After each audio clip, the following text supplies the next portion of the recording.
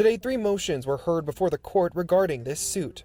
The first motion made by the plaintiffs was to shorten time, essentially compressing that legal timeline to make sure a decision would be made as soon as possible. The second motion was made by the state to move this suit entirely to Thurston County, where a similar suit filed by the Washington State Sheriff's Association challenging the law is being heard.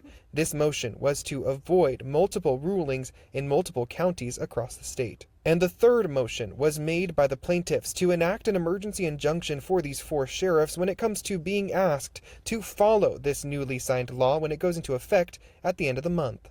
The judge granted motions 1 and 2 to shorten the time and move the suit to Thurston County, but denied the motion for the reasoning behind the emergency injunction, since the case in its entirety will be heard in Thurston County. Judge Adam Wessler from Lincoln County said while he understands the sheriff's request for the injunction, his hands are procedurally tied.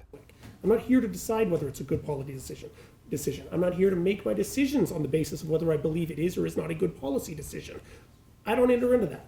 I look at the procedure that needs to be followed, and really in this instance, whether this is such an emergent event that I have to decide it today. And I don't believe that that is the case. There isn't a set court date at this time for this suit specifically, but a court date for the suit between the WSSA and the state is set for May 1st. In Newport, Christian Garza, KREM 2 News.